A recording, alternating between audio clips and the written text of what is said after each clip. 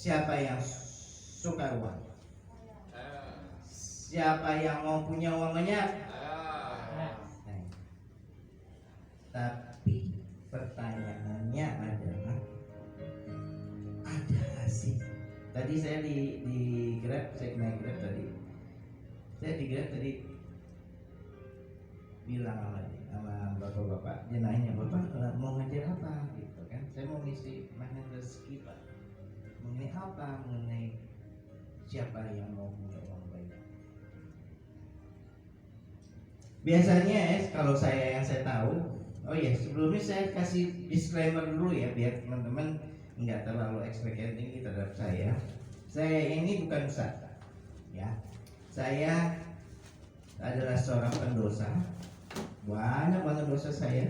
Sampai Pak Anas bilang udah ini nggak usah minta apa-apa, dikasih umur panjang aja ini udah syukur. Saking banyaknya dosa saya. Ya. Saya adalah seorang pendosa yang sedang bertobat. Dengan cara apa? Dengan cara membahagiakan dan memuliakan orang lain. Nah, CTMR itu quotes-nya seperti itu. Siapa CTMR? CTMR adalah seorang pendosa yang sedang bertobat dengan cara memuliakan dan membahagiakan orang lain. Oke. Ya, biar enak gitu. Ntar nanyanya soal fikih, saya nggak ngerti soal fikih. Ya, jangan tanya dalil-dalil nih yang gimana enggak. Nah, tapi khusus untuk uang banyak ini, ada nggak Bapak Ibu sekalian yang tahu ada dalilnya di Al-Quran? Ada nggak sih? Saya dulu waktu saya ingat aja kalau di masjid, saya cuma dengerin, udah deh pokoknya ke akhirat aja pikirannya, nggak usah lupakan dunia gitu kan, karena sesungguhnya dunia beserta segala isinya adalah terkutuk gitu katanya. Sehingga saya keluar dari masjid, iya ya dunia terkutuk. Begitu saya masuk kerja lagi, target gitu kan, gimana sih masuk ke kerjaan target, masuk ke rumah ke masjid terkutuk gitu loh ya. Nah akhirnya saya ketemu ini nih, Panas bilang, ada nggak yang di Al-Quran yang mencantumkan bahwa boleh mencari duit? Ada? Ya. Di surat apa? Ayat berapa Allah menjadikan uang banyak? Itu aja di sini. Di surat 71 ayat 10 sampai 14, lebih tepatnya di ayat 12 di surat Nuh ya. A'udzubillahi minasyaitonirrajim. Bismillahirrahmanirrahim. Wa yumditkum bi amwali wa banina wa yaj'al lakum jannatin wa yaj'al lakum anhara. Wa yumditkum bi amwal nih, dan membanyakan harta. Harta loh dibilang, bukan rezeki, bukan rizqan, tapi amwal. Amwal itu jamak lagi ya. Jamaknya dari harta. Jadi membanyakkan harta dan anak-anakmu. Anak-anak ini bisa jadi anak perusahaan, follower, ya, subscriber gitu kan. Ya, itu. Dan mengadakan untuk kebun-kebun serta mengadakan pula di dalamnya untuk sungai-sungai. Dikasih kebun banyak-banyak, udah gitu nggak perlu nyiram lagi. Di bawahnya mengalir sungai-sungai. Masya Allah. Saya yakin teman-teman pernah atau malah sering baca ayat ini, tapi nggak ngerti. Saya punya sahabat, seorang ibu waktu itu sempat ikut, tapi bukan sama saya, sama teman saya karena dia rumahnya di BSD. Dia bilang, ayat tahu nggak? Ini ayat saya tempel di musola saya, musola kerja saya, musola dia punya usaha besar untuk bimbingan belajar, saya tempel di mana-mana ya. Tapi saya nggak ngerti. Ternyata ini janji Allah loh. Tapi tentunya ya syarat dan ketentuan berlaku. Allah nggak akan mungkin ngasih ini seenak-enaknya. Kalau nggak kita udah kaya dong, betul nggak? Syaratnya apa? Caranya bagaimana? Ba'a caranya kalau orang bilang pada bilangnya gimana caranya? Caranya adalah Allah jelaskan di ayat atasnya, yaitu ayat yang 10. Apa itu? Ini dia. Fakultus taufiru Rabbakum innahu kana ghafara.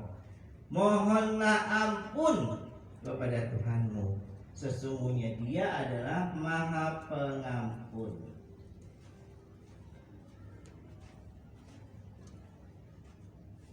Syaratnya apa? Ulangi lagi, syaratnya apa? Mohon ampun. Dan bilang, Allah bilang asal lu mau aja lu minta ampun. Sorry kalau pakai bahasa Betawi. Asal lu mau aja lu minta ampun, gua ampunin. Akan Dia adalah Maha Pengampun, kata Allah.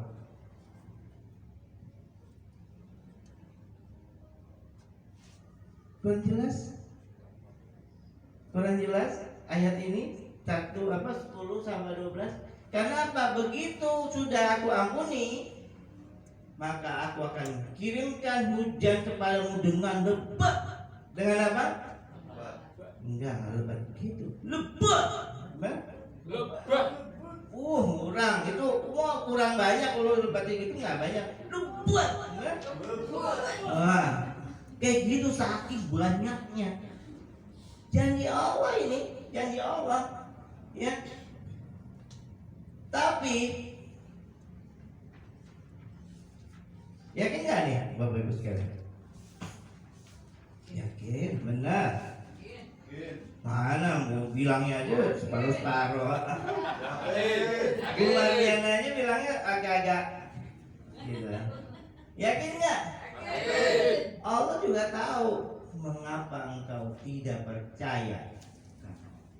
Allah ngerti. Ada yang kayak Bu Madiana yang masih mikir, saya terus terang jujur, saya awalnya juga nggak yakin. Itu saya bilang, saya lagi banyak sama. Rata-rata, mohon maaf bukan rata-rata ya. Saya masuk ke sini itu karena saya punya amanah. Perusahaan saya waktu itu lagi habis-habisan. Saya berada di paling bawah. Mau minjem duit buat makan aja nggak dikasih karena takutnya orang mau bayar di mana. Ketemu Panas bilang, mohon ampun aja, Panas, tagihan ada, nunggu. Gelar saja ada, Aiden nangis di situ Aiden. Panas, tapi istri saya nungguin di belakang saya sambil nunggu sholat saya. Ayah, ini mesti bayar. Mengapa kau tidak percaya? Minta ampun. Dan ini saya bilang, ketika saya bersoal, saya nangis sih saja. Saya minta ampun sama Allah. Tiba-tiba telepon sebelah saya berdiri. Akhirnya masih saya kebetulan punya usaha dulu, Steven namanya, fingerprint test buat anak-anak. Masih main yang Steven? Masih. Ada nih mau tes tapi cuma satu orang aja. Gak apa-apa. Tapi ke rumahnya nggak apa-apa. Rumahnya tuh di antara Bintaro dengan Ciledug. Nggak apa-apa, saya datang. Saya langsung ke masjid. Sementara sebelum saya lagi sholat itu baru lagi apa itu namanya? Nah, salam. Istri saya bilang ada yang mesti dibayar. Iya, tenang ya. Emang duitnya ada? Allah yang bayar. Dia bingung pergi. Allah yang bayar. Tiba-tiba, padahal itu saya tesnya sekali tes 750.000 perak. Tagihan 1,8, tapi saya datang. Pakai mobil sendiri, datang ke sana kan nggak beli bensin ya, langsung karena mobil masih ada bensin. Bapak Ibu tahu nggak? Sampai jam 11:30 malam, dari habis asar 11:30 malam baru saya pulang ke rumah. Berapa orang yang saya tes? Ada berapa kira-kira yang saya tes? Banyak. Banyak. 21 orang. Saya sampai gemeter dengan ini duit semua.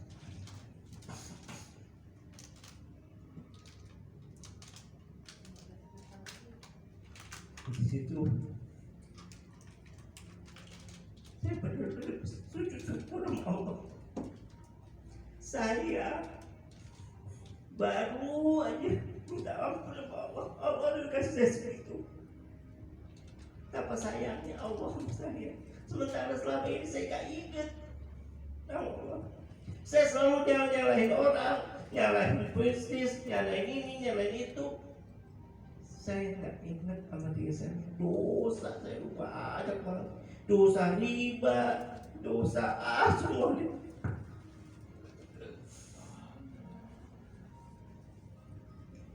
Saya tersyukur. Saya terima duit, ya Allah. Saya sujud, ya Allah. Makasih ya Allah, makasih.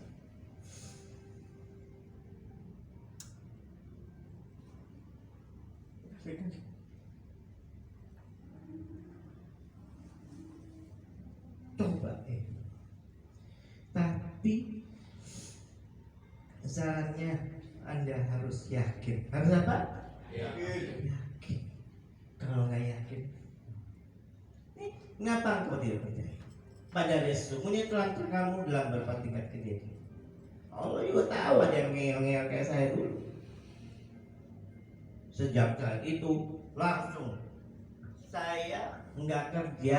Kita kalau udah bilang ini nggak kerja, kalau yang kerja berarti suruh berhenti. Enggak, kerja kita pergi ke tempat kerja, memuliakan bahagiakan orang lain, muliakan bahagiakan teman-teman sejawat, muliakan bahagiakan atasan kita, muliakan bahagiakan perusahaan kita. Itu udah motivasi kita. Enggak lagi nyari duit. Saya ke sini, enggak Pak, saya mau muliakan Bapak aja. Apa kabar Pak? Saya mau apa hal yang bisa saya bantu biar Bapak bahagia. Nggak mikirin duit. Duit datang sendiri. Di zaman COVID, orang-orang semua di layoff, di PHK, pada teriak nggak ada kerjaan, nggak bisa keluar. Saya dianterin duit sama teman saya, dalam tanda kutip ya, 1,8 miliar bisnis yang saya masukkan, kemudian masuk lagi 1 miliar lagi COVID. Ya, gitu. Nah.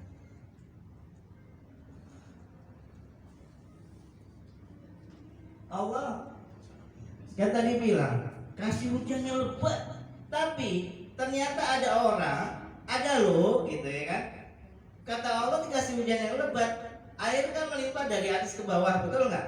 Harusnya kan kalau kita berdiri di jalanan, kita wah lebat soalnya, puasa puyung nggak kira-kira? Tapi ini ada loh, ada yang nggak dapetin airnya. Siapa mereka? Siapa kira-kira?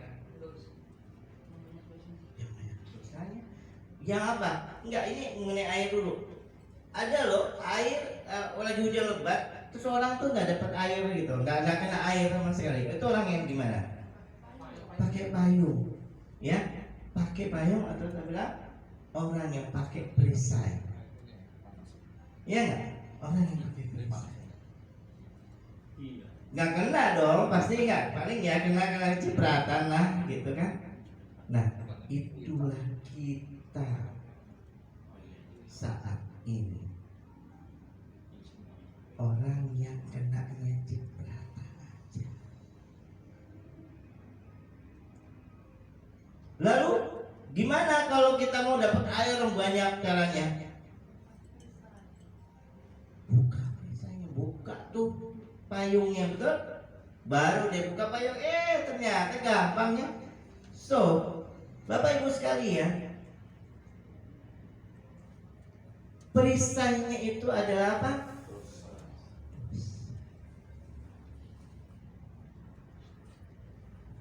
Jadi kalau Bapak Ibu sekalian mau dapat rezeki yang banyak, apa yang kita lakukan?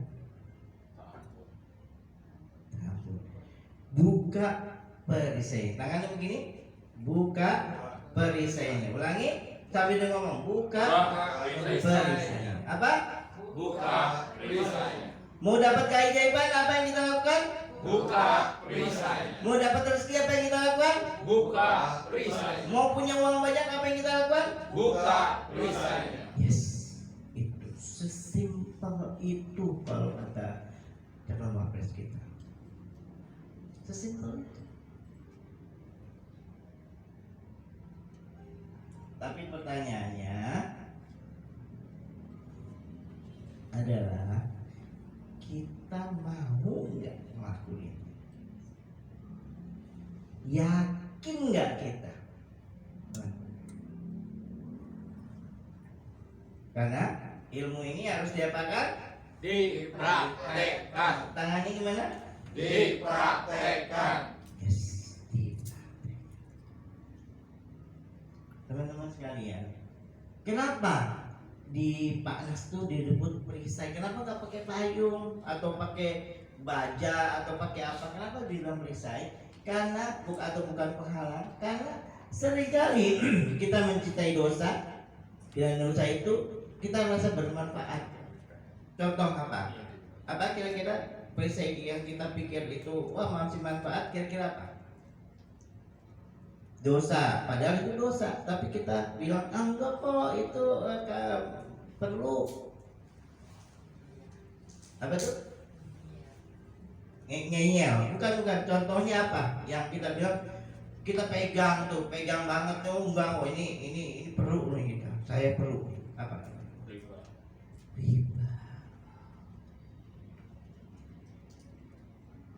Apalagi kira-kira yang kita lakukan, bahwa kita bilang wah keren nih kalau kita lakukan. Dengerin musik, mungkin untuk beberapa aliran gitu di kita nggak apa-apa, ya betul. Dengan musik yang nggak jelas gitu ya, jalan musik.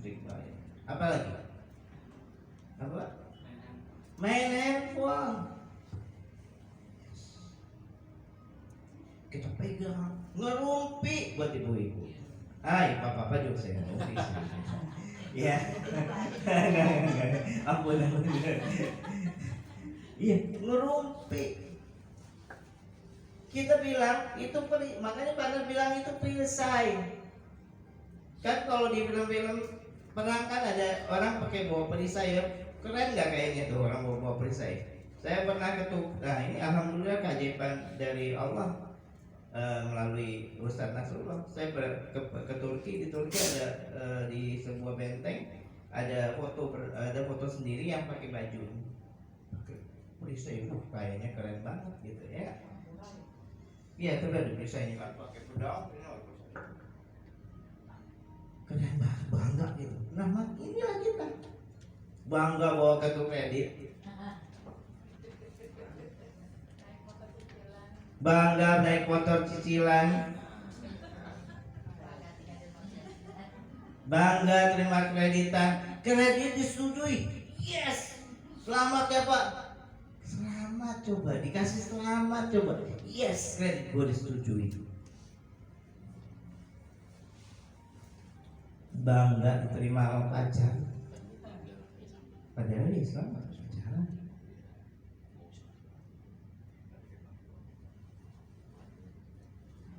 Tuh, Bapak Ibu sekalian, nih contoh.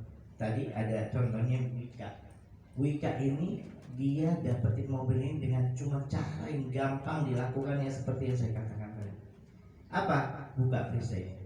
Dia kan pikir nih, diikutin training sampai 8 kali, nggak ngerti, ikut lagi, nggak ngerti, nggak ikut lagi, nggak ngerti, ikut lagi, sampai dia dapat. Oh, ini yang mesti saya lakukan. Dia akhirnya dia teliti perisainya nih. Ternyata ridho dari ibunya nggak ada. Jadi Bu Ika ini dulu kerja jadi orang hebat lah. Ibunya ini udah capek-capek kan sekolahin. Dia kerja, begitu kawin ini berhenti kerjanya selalu keliling. Nawarin, Bu mau facial, Bu mau apa ini namanya kalau buat muka tuh Spesial ya kelimbat gitu-gitu. Kira-kira ibunya sedih nggak? Ibunya nggak ridho. Keluar kamu, nggak apa-apa bu, saya senang kok. Ibunya, anaknya ikannya senang, tapi ibunya nggak ridho. Bodinya, oh iya datang bu, boleh ya bu. Enggak, ibu nggak ridho. Pergi lagi tidur, ya Allah, berdoa lagi tobat. Ya Allah, ampuni aku ya Allah. Ibuku nggak ridho dengan kerjaanku ya Allah. Datang lagi, bu, izin ridho ya bu ya. Enggak. Kamu berhenti. Sampai akhirnya ibunya ridho dan langsung dapat mobil.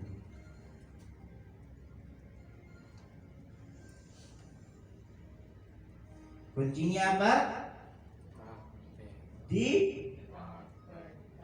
dan percaya sama ilmu ini. Kalau bapak ibu nggak percaya, sama aja bohong. Sambil sholat, saya jujur, saya awalnya nggak percaya. Nah, uang banyak orang debt collector di depan rumah suruh sholat, gimana mau khusyuk?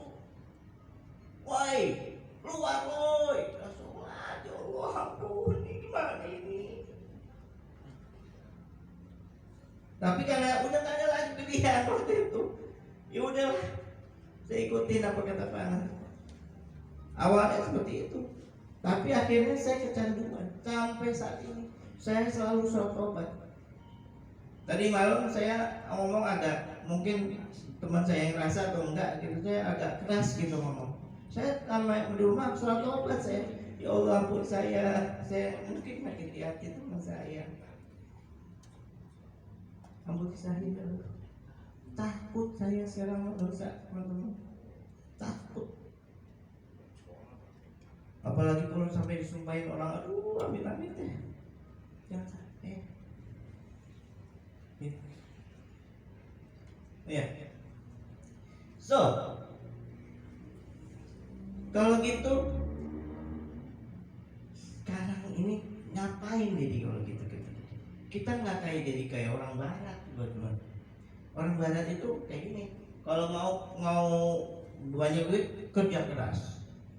Mau banyak duit lagi, kerja cerdas. Mau banyak lagi, kerja menindas. Gitu kan? Ya dia. Saya dulu begitu.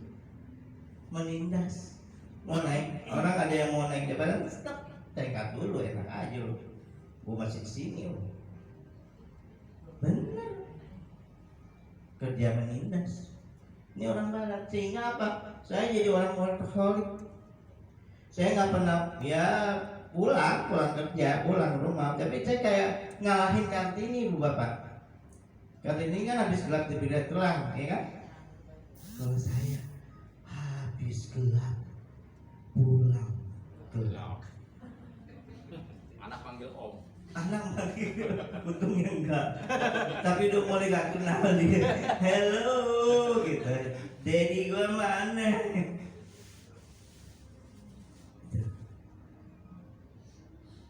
Setelah belajar ini, maka yang terjadi adalah kayak gini teman. Kita udah kenal Allah, ya enggak? Ya kan? Kita kenal Allah. Terus kalau mau uang banyak gimana caranya? Gimana caranya? Enggak dengar. Gimana caranya? Yes. Jadilah kita tobat holik. Tobat terus. Saya bilang, saya sholat tobat itu udah nggak disuruh lagi saya bilang tadi malam, saya mungkin ini sampai dalam kesempatan ini saya mohon maaf buat Bang Roni, buat Bu Mahaya, buat Bang Ade. Saya mungkin agak keras ngomongnya gitu. Saya minta maaf sama Allah, ya Allah tobat. Ampun saya salah. Kayak gitu terus. Ketemu pisangan itu saya maafin saya ya. Ketemu sama orang, maafin saya, ditanya, emang ente salah ngapain sama saya? Kalau ya udahlah, iya saya salah. Udah bodo amat, yang penting saya udah minta maaf. Sehingga apa? So, hikmahnya apa ilmu percaya rezeki ini? Pertama, sejak saat ini mudah-mudahan saya cuma bisa berharap Allah memberikan hidayah kepada Bapak Ibu sekalian. Sehingga apa? sadar bahwa semua persoalan hidup kita itu datangnya dari mana? Dari mana? Dari mana? Yes.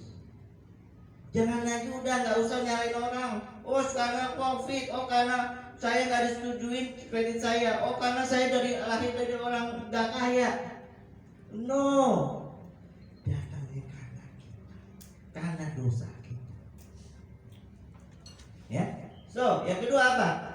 Mulai hari ini kita sadarkan dosa bahwa itu awal mula keajaiban. Teman-teman, udah sadar aja akan dosa, udah mulai itu keajaiban akan datang. Seperti yang saya bilang tadi, saya baru mulai dia sadar, ya Allah dosa banget, banyak banget dosa saya. Itu udah awal mula keajaiban. Coba deh sekarang teman-teman berpikir, pikir sejenak dalam hati ya.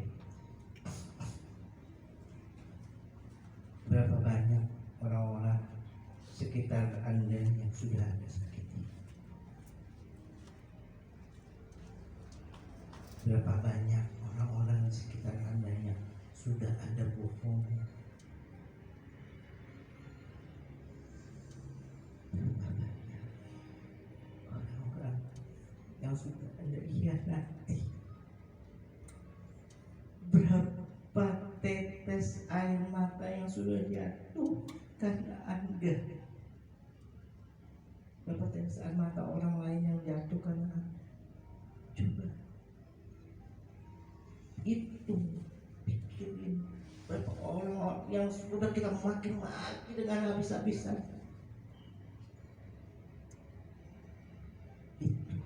Itu yang jadi perisai kita.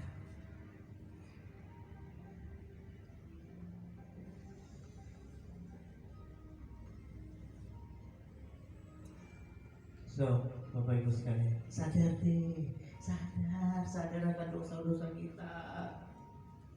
Banyak-banyak minta maaf sama orang, banyak-banyak soal tobat sama Allah. Ya. Jadi kita ngapain dong sekarang udah tahu begitu? Yang kita lakukan ada apa? Kita juga tetap sibuk. Sibuk apa? Sibuk ngelihat dosa sendiri, muhasabah. Sibuk yang saya tadi bilang, berapa orang sih orang yang sudah saya sakiti, berapa orang sih orang yang sudah saya hianati, berapa orang sih orang yang sudah saya maki-maki, berapa orang sih orang yang saya sudah kecewakan. Muhasabah. Ya, sibuk akan dosa sendiri, nggak usah liatin dosa orang lain. Jangan bilangin, oh dosa lo, biarin orang lain. Makanya ilmu MR ini kalau Bapak Ibu sekalian sekarang terpikir di kepala Bapak Ibu sekalian, wah ini bagus nih buat suami saya, wah bagus nih buat istri saya. Gak usah pikirin itu, pikirin diri sendiri aja.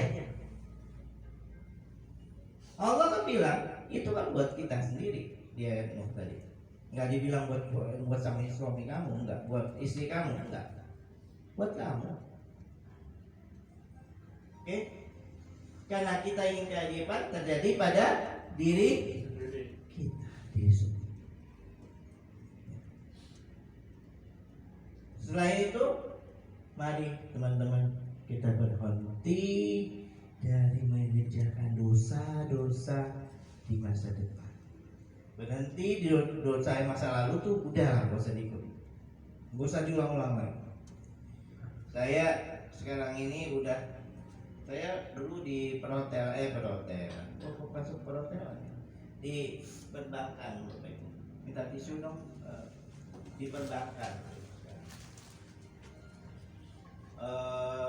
Istirahat. Saya kebetulan alhamdulillah jadi asisten vice president di bank swasta asing. Dan duit banyak, jabatan juga tinggi. Ya. Yang ada setiap Jumat mikirnya mau jalan-jalan kemana, bukan sholat Jumat. Mau ke Pak mana, bukan sholat Jumat. Itu saya. Sekarang saya jauhin semua. Jauhin. saya udah berhenti atas dosa masa lalu saya. Lalu kemudian, nah ini yang terpenting, mulai hari ini hati-hati kalau lihat dia, hati-hati kalau ngomong, hati-hati kalau mau megang apa-apa. Yang maaf, yang laki-laki kalau biasa ringan tangan, hati-hati dia kalau tangannya. Yang ibu-ibu juga sering ringan tangan sama anaknya, jangan salah. Nanti kita akan pelajari juga, anak itu juga ternyata membuat kita rezeki kita juga nggak lancar kalau salah penanganannya. Hati-hati. Ya.